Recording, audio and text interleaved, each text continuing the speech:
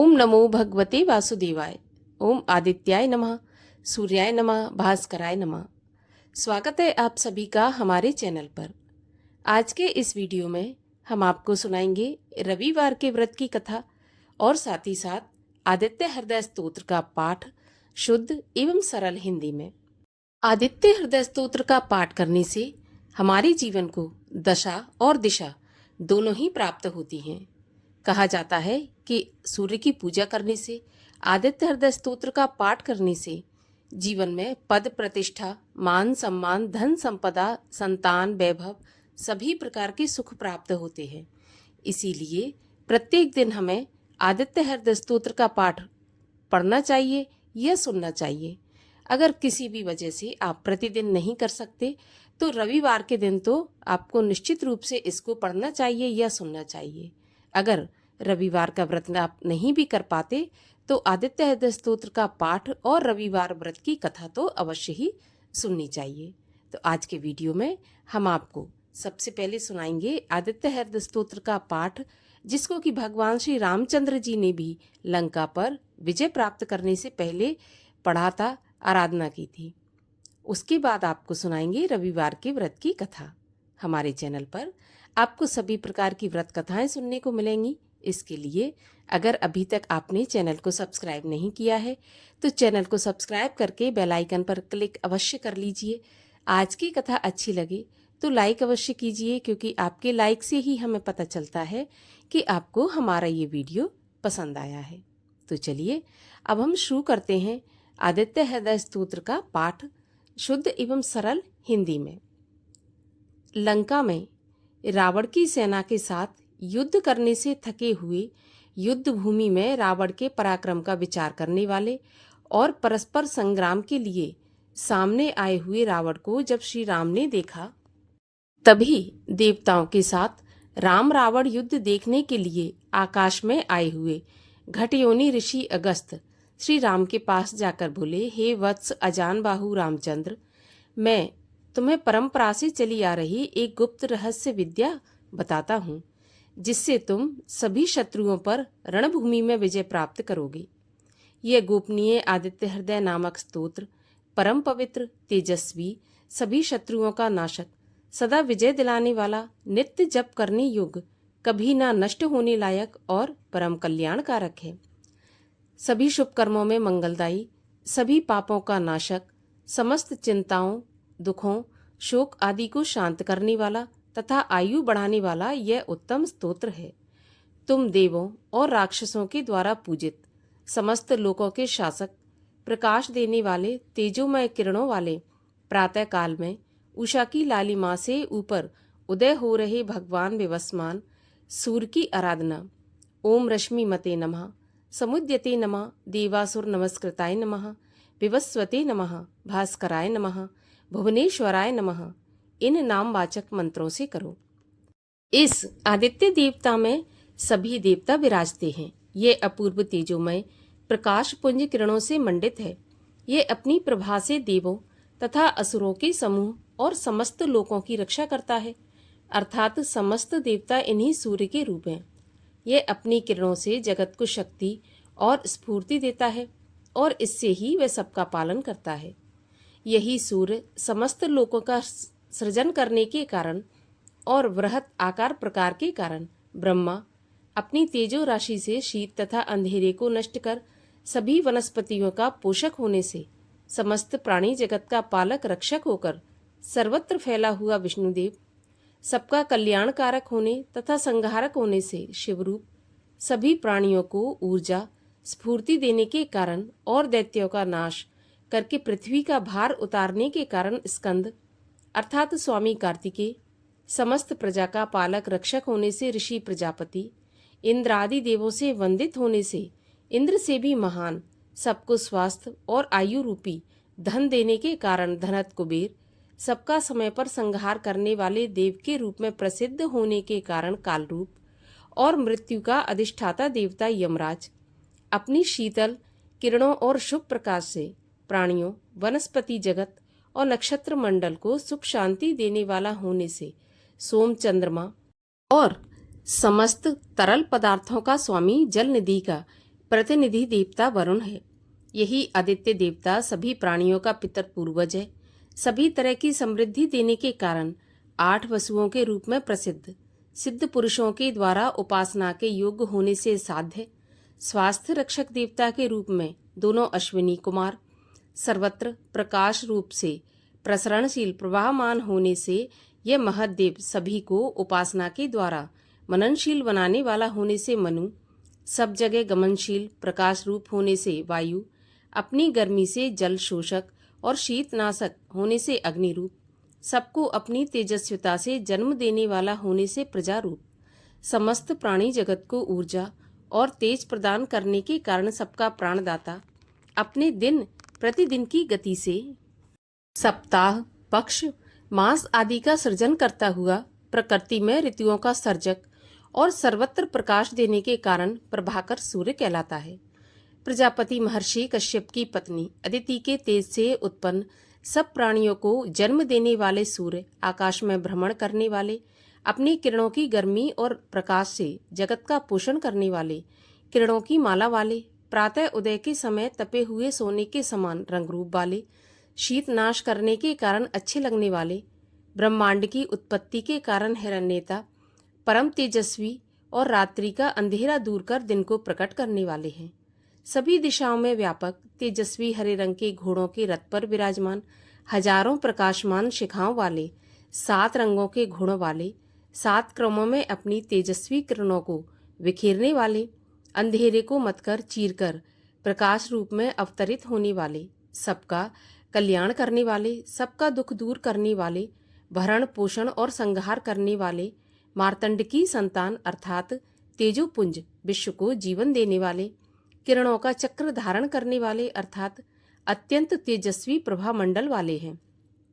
प्रजापति विश्व को रचने वाले, प्रकाश पुंज को अपने अंदर छिपाए हुए तेजस्वी हिरण्यगर्भ ब्रह्मा, स्वभाव से सबको सुख देने वाले, अपनी प्रखर प्रचंड गर्मी से तीनों लोकों को तपाने वाले, रात्रि नष्ट कर दिन प्रकट करने वाले, सभी प्राणियों को प्राण देने वाले, समस्त प्राणियों द्वारा स्थिति के योग्य, अत्यधिक गर्मी को अपने अंतः में संभाले हुए, अदिति माता की संतान, सभी रिद्धि सिद्धियों के दाता, शंख आनंद रूप, व्यापक और संसार से ठंडक दूर करने वाले हैं। आकाश मंडल के अधिष्ठाता स्वामी, अंधेरे के चक्र को तोड़ने वाले, ऋग्वेद, यजुर्वेद, सामवेद के पारंगत ज्ञानी, अपनी तेज किरणों से पृथ्वी का जल सोखकर पुनः समय पर घनी वर्षा कराने वाले, जल को पैदा करने वाले, सूर्यदेव बिंद नामक पहाड़ों का प्रतिदिन चक्कर लगाने वाले अर्थात आकाश में तेज गति से चलने वाले हैं। यही तेज धूप करने वाले, हमेशा चक्र के रूप में किरणों का समूह धारण कर घूमने वाले, भयंकर गर्मी से प्राणियों और वनस्पति जगत को सुखाकर नष्ट कर देने वाला होने से मृत्यु के देवता के रूप में प्रसिद्ध, कम तेज प्रकाश के कारण नित्य अस्त होते समय पीले भूरे रंग वाला, सबको अत्यंत तपाकर व्यथित करने वाला, संसार को रचने वाला, त्रिकालदर्शी, सर्वरूप, संसार के रूप में प्रकाश पुंज के कारण जानने योग्य, महान तेजस्वी, उदय काल में लाल रंग वाला और समस्त प्राणी जगत को जन्म देने का कारण रूप है। सभी दिखाई पड़ने वाले और ना दिखाई पड़ने वाले तारामंडल और शक्तिशाली ग्रहों नक्षत्रों के स्वामी, सारे संसार को रचने वाले, अत्यंत तेजस्वी और 12 महीनों में 12 राशियों में भ्रमण कर 12 समान रूप में व्यक्त, हे आदित्य आपको नमस्कार है। पूर्व दिशा में पहाड़ की तरह उदय होते हुए दिखने के कारण उदयाचल को अस्त होते समय पश्चिम सुमेरु पर्वतमाला को तेजोपुंज से प्रकाशित करने वाले देव आपको नमस्कार है। सभी तेज प्रकाश देने वाले ग्रहों, तारों के अधिपति और दिन के स्वामी आपको नमस्कार है।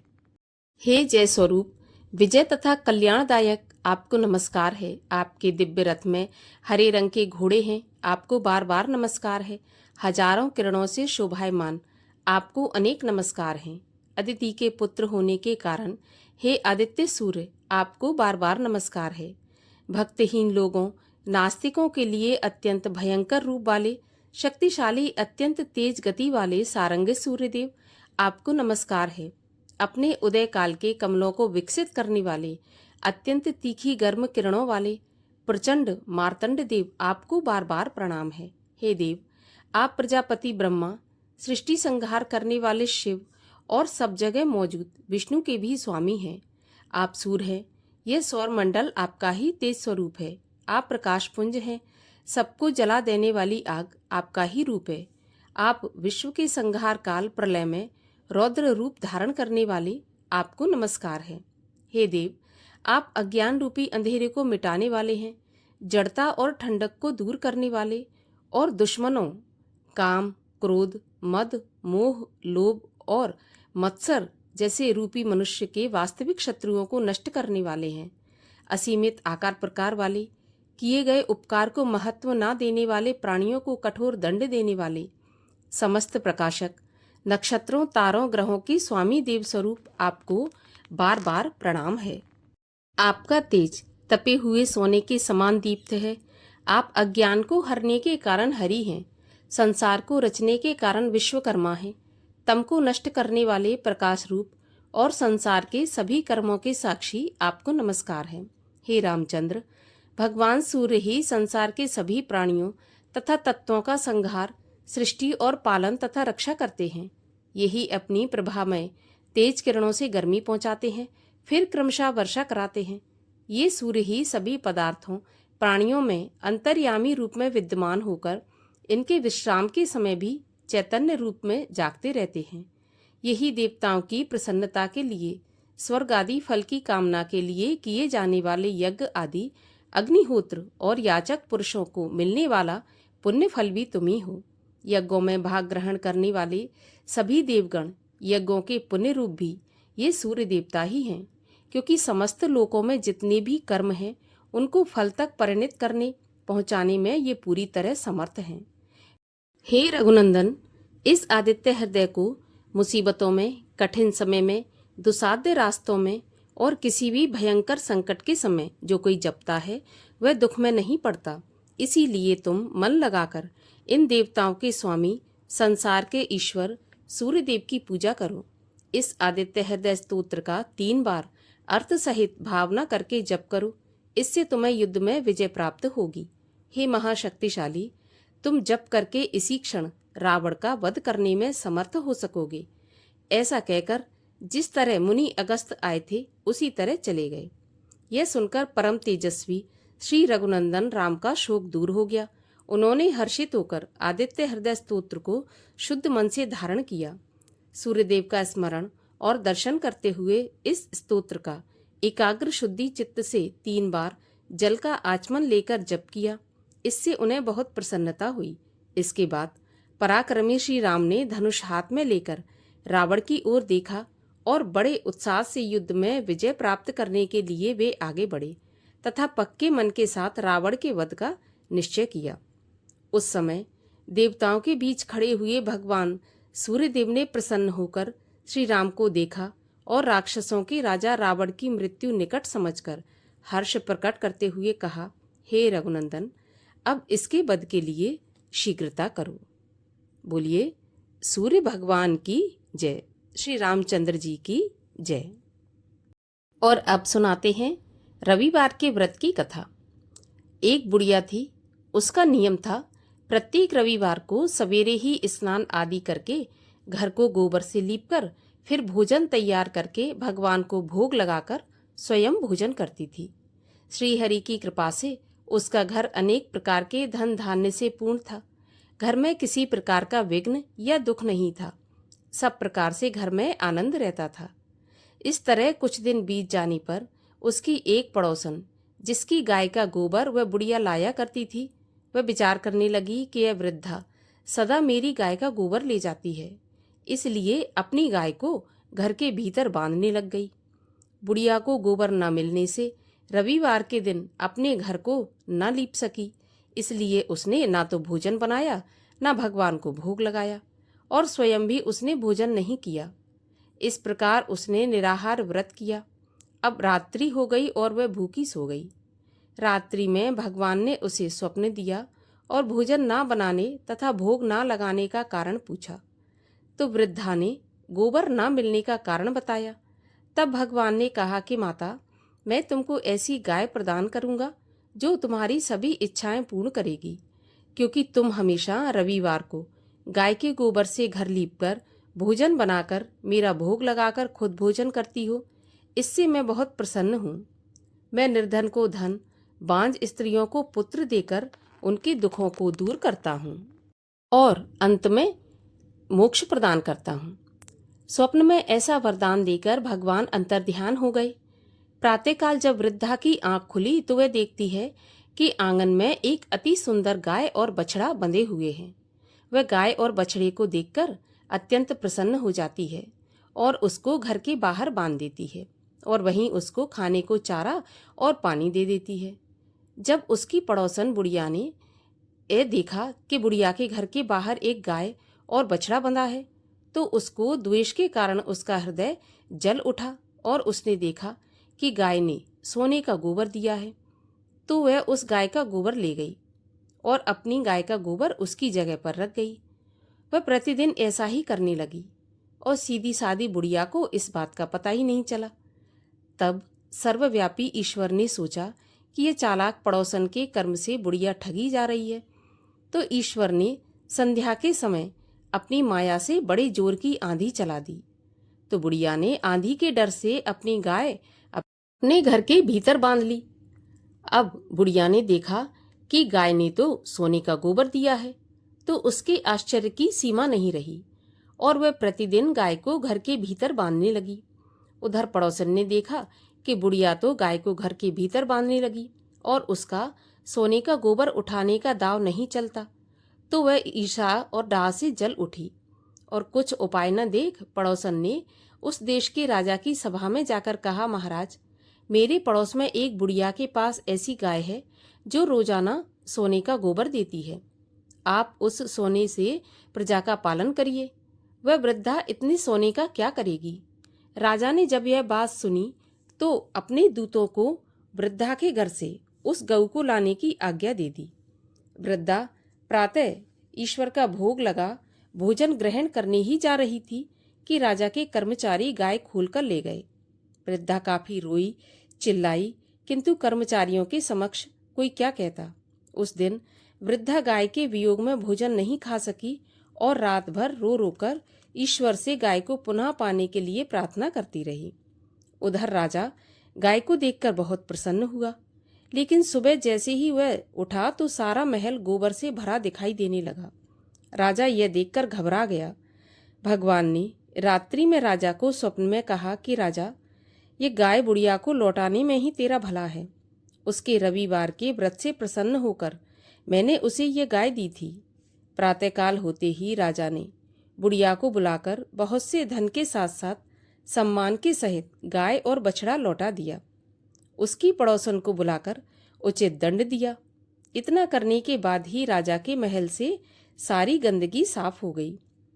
उसी दिन से राजा ने नगरवासियों को आदेश दिया कि राज्य की समृद्धि तथा अपनी समस्त मनोकामनाओं की पूर्ति के लिए रविवार का व्रत रखा करो।